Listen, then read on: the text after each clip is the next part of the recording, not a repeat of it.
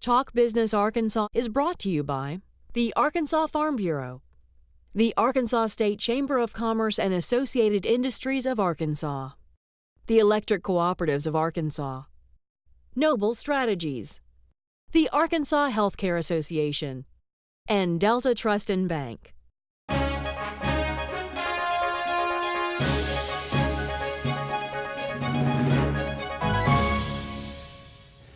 I'm Roby Brock. Welcome to today's edition of Talk Business Arkansas. We're going to talk taxes, investments, and agriculture today, but let's start first with the day's political headlines. On Wednesday, U.S. Senators Mark Pryor and John Boozman were two of 53 senators to send a letter to President Obama asking him to approve the Keystone pipeline project. The Keystone pipeline is a 1,600-mile, 36-inch crude oil pipeline beginning in Canada and extending to Texas. Obama has delayed the project, calling for more environmental study. Boozman and Pryor said the pipeline is a part of helping the U.S. be more energy secure. Governor Mike Beebe today named Preston Scroggin of Valonia as director of the Arkansas Livestock and Poultry Commission and Ricky Belk of Alma as director of the Arkansas Labor Department. Scroggin is currently the Faulkner County judge, while Belk currently serves on the Arkansas Workforce Investment Board and has been the secretary-treasurer for the Arkansas AFL-CIO. At the state capitol, an easy end to the week as lawmakers met briefly and plan to get more active with running bills next week. House Speaker Davy Carter indicated that a number of high-level conversations and negotiations involving Medicaid, tax cuts, and the budget were progressing, but he stopped short on details. And there was not a shortage of business news today. When we come back from this break, we'll run through the day's business headlines, and later we'll sit down with Representative Charlie Collins. He's the chairman of the House Revenue and Tax Committee. He's got some strong opinions on tax reform. We'll find out where he's going to take that debate right after this. I don't think it's going to be an easy conversation because they are very strong-willed. I think it's going to be important to us that we know that you're somewhere in a facility that looks after you, has compassion, has care, and you respect it. I mean, I'd love to look after them, I'd love to be able to take care of them, but I don't think I could. That'd be a wrong choice on my part. Arkansas's skilled nursing and assisted living centers provide quality care for our seniors. Farm Bureau helps protect its members in more ways than you might think. They've always been the voice of agriculture in Arkansas, working on behalf of folks like me when nobody else would. And Farm Bureau stands for the values that Arkansas families care about. They've protected my right to farm and make a living, which helps everybody who likes food on the table. You know what they say, Arkansas counts on agriculture, and agriculture counts on Farm Bureau. The Arkansas State Chamber of Commerce and Associated Industries of Arkansas. The State Chamber AIA is the leading voice for business at the state capitol and serves as the primary business advocate on all issues affecting Arkansas employers. Our mission is to promote a pro-business, free enterprise agenda and prevent anti-business legislation, regulations, and rules. Now more than ever, business matters. Learn more at arkansasstatechamber.com. Banking news and a business development from a guy named McClarty top today's business headlines. Simmons First National Corporation posted double-digit fourth quarter and full-year earnings as growth in its loan portfolios gave the Pine Bluff-based bank holding company a boost. For the fourth quarter, Simmons First reported net income of $8 million, up 27% from 1 year ago. For the full year, the bank reported net income of $27.7 million, up 11.6%. J.B. Hunt announced record fourth quarter 2012 earnings of $84 million. It's up nearly 16% from 1 year ago. For the full year, the Lowell-based transportation firm posted earnings of more than $310 million, a 21% rise from the previous full year. Total revenue in the fourth quarter topped $1.3 billion, while full-year revenue rose to more than $5 billion. With an initial $50 million capitalization, a group of Arkansas business leaders has formed a new private real estate fund that will focus on acquiring assets through the Midwest and Southeast regions of the country. The founders of the fund, Cap Rock Core Real Estate Fund, anticipate adding additional investors with a final closing expected in the first half of 2013. The investment group includes Franklin McClarty, DeWitt Smith, Kevin Hutchinson, and Ted Dickey. And Franklin McClarty will be our guest on Talk Business this week, which airs Sunday nights on Fox 16 at 10 p.m., so tune in for that. Now, Franklin is also the past chairman of the Arkansas Economic Development Commission. In addition to this recent business development, we may also pick his brain on what a super project might mean for the state of Arkansas. He's certainly been down that road before. After this word from our sponsors, we'll sit down with Representative Charlie Collins. He's the chairman of the House Revenue and Tax Committee. He's got some thoughts on where the tax reform debate may be heading here in this legislative session. I'm Roby Brock. This is Talk Business. Noble Strategies is a bipartisan state and federal government affairs firm with a successful track record of providing effective advocacy for business, government, and nonprofit entities. Noble Strategies provides service in areas such as lobbying, public affairs, trade association management, and marketing campaigns. Learn more at noblestrat.com. I was looking for a bank that could best protect my finances. This shared my passion for my business's potential. A bank that offered investment expertise, lending support, insurance guidance. A bank that delivered full financial support. That's how I found True Balance. True Balance. From my bank. From my bank. Delta Trust and Bank, the expertise to meet all your financial needs. One of the real advantages of electric cooperatives membership is having a voice in our state's energy future. Not a week goes by without important energy issues making headlines. These are issues that need to be discussed. And you should know that as policies are being developed, the cooperatives are looking out for our members, advocating what's best for you. We are your friends and neighbors. We are your local electric company. The electric cooperatives. We are Arkansas.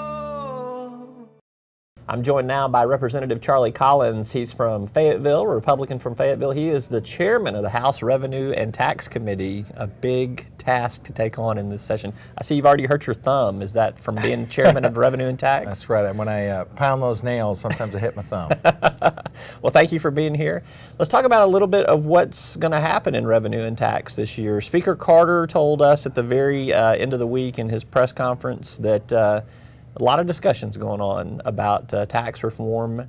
He would maybe rather see some action happen later than sooner because it's going to impact the budget so much. Where do things kind of stand right now? Well, I think there are many pieces to the puzzle, and you're right. I think Speaker Carter is focused on the whole animal, and I think that's a smart way to go. So, number one, we need to make sure that we've got a plan for a balanced budget. Number two, we've got to make sure we've got a plan that takes care of the neediest among us. So we've got Medicaid shortfall, we've got education adequacy to consider, and there's some other spending priorities that people have. But once we get a beat on those things and understand what the money flows look like, and the good news is we're seeing money flows that are probably a little bit better than people might have thought 6 months ago or 9 months ago. Mm-hmm. Then we've got to get down to, okay, how do we help working people in Arkansas?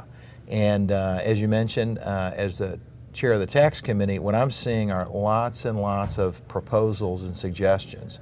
And a lot of them basically start off like this. Arkansas is the only state or one of few states, or Arkansas is a state that has the highest tax rate on, fill in the blank. So what we need to do is, for this group or that type of business or whatever, reduce that burden so that we can be more competitive with states around us. But you cannot be everything to everyone. I mean, you're not going to be able to address all of those concerns that everybody has of wanting to be number one or outpacing some other states. So where's the balance going to come from? That's exactly right. It would be great because almost all of these are wonderful ideas and would help us in important ways and help meet the needs of important constituents and people here in Arkansas. But as you said, we can't do everything right away. So I think there are three different groups that are looking closely at all of these considerations. Obviously, you've got the House and the Tax Committee in the House. You've got the Senate and the Tax Committee in the Senate. Obviously, you've got the governor and a lot of folks in the executive branch. And so I think all three of those groups are going to be bringing some different perspectives.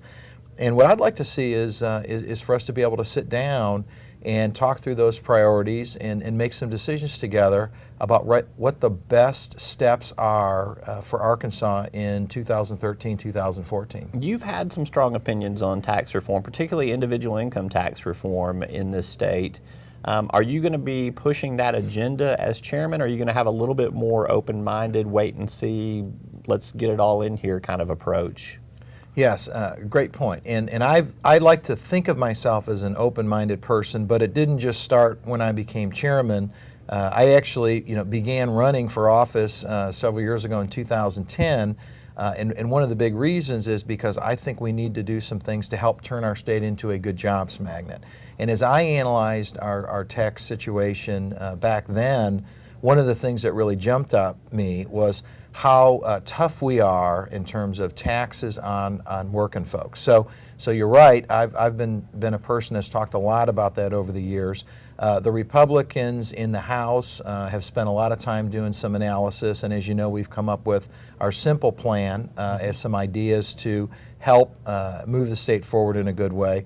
And an income tax is one of those that's part of the Republican House group's thinking. Is the crux of that plan to change a middle income tax bracket to where it gives some tax relief to some middle income Arkansans? Yeah, I think the way that we've thought about it, Roby, is everybody that works or provides jobs has as perhaps their greatest business expense actual labor costs, especially as you start thinking about businesses in the 21st century where labor is an even more important part of the business operation. So whether you're a higher income worker, a middle income worker, or a low income worker, improving the income tax burden by lowering it for everybody is the right direction. As part of that, I feel strongly we need to dramatically lower the burden on the lowest income workers, more modestly lower the burden on middle income workers, and then slightly lower the burden on the highest income workers and job creators. So in summary, it's lower income taxes for all, but skewing the reductions to be greater at the lower ends. And I don't have to tell you, but you know from watching the revenue picture and what comes through on the monthly budget reports that individual income tax collections are about 45–47% of the total tax collections for the state. You start skewing those numbers dramatically or even incrementally, and you change the revenue picture for the state of Arkansas. How do you accommodate that shift in income tax reform that you're advocating without harming some of the essential services such as public education and Medicaid? Right. So number one, as we started, we need to look at the money flows into the state treasury. We need to look at the balanced budget. We need to look at the least of these, people on Medicaid, education adequacy, and other key priorities. We need to make sure that we've got those taken care of and overall not cut the budget. We can do this by slowing the growth of spending versus our historic norms. So if you look back in Arkansas over a period of 10 or 20 or 30 years, what you'll see is while any one year may see an increase of a small percentage or even a decrease, I think, in one or two of the years during the deep recession, over a long period of time in Arkansas, we tend to expand government spending at about twice the rate of economic growth in our state. So what that does and what that has meant over the decades is that the size of state government has grabbed a larger and larger portion of our entire economy. So we can provide good income tax relief and also meet the needs of some of these other tax problems and opportunities that we've got while meeting a balanced budget, while not cutting spending, but merely slowing the growth. You think that the math will work, that you can provide income tax relief and it will be tied to slowing government growth in terms of spending, not necessarily cutting government spending? Yes. I'll be looking forward to those numbers. When do you think you'll have those projections? Well, again, I think the projections are not so difficult to come up with, and I've got things I'm happy to walk through with people. I shared some of it back in Fayetteville. John Brummett came and we had a deep discussion about these things in public and I walk through, one potential plan, with him, literally for anyone to hear and see, and I'm happy to do that with other folks. That doesn't mean that plan is somehow magical, but the benefit we've got, Roby, is time. So if someone were to say, gosh, the states around us generally tax middle-income workers in the 4 to 5% range, but here in Arkansas we're at 7%. And what we want to do is get a lot closer to that median range. Then over a period of steps, we can do that without cutting government spending, but by using the growth in revenues over a period of years and do it in a relatively evolutionary process that also happens in a relatively short period of time. By the time your youngest kid is into or out of junior high school, for example. You realize that by talking about Brummett, we'll never hear the end of this. It's going to go straight to his head. You understand that, so. Well, he's not the only guy with a big head. I'll put myself in that camp so that he doesn't need to say it for me. I'm just kidding. All right, so let's talk about a couple of proposals that have been floating out there, and you tell me if they are DOA or still very much alive. Governor's grocery tax cut. I'll say it this way, nothing is DOA. Okay. I am open to whatever the priorities are that people have, and as people are thinking about priorities, what I would say to anyone that says my priority is very important, the more of those groups you can get supporting it, the Senate, the governor, the better shot you're going to have, because what I realize is, of course, I'm not going to be able to either direct nor dictate the total plan. I'd like to think we'll have a voice in it from the House side, but I know we won't be dictating it, so nothing's dead on arrival in my eyes. Could you see a scenario where the grocery tax reduction passes, income tax reform passes, and maybe some targeted business tax cuts do you think that is a possibility that all of those things could happen in this session? Yes, to some degree for each of all of those things. Okay. All right. He's Representative Charlie Collins. He's the chairman of the House Revenue and Tax Committee. We appreciate you being with us. Thank you so much. Thank you, Robbie. We'll have you back as some things progress and it gets a little bit more, detailed in terms of what we're debating here. Sounds great. I'm Roby Brock. Tune in again next time for Talk Business Arkansas's update. Check us out online at talkbusinessarkansas.com. We'll see you next time.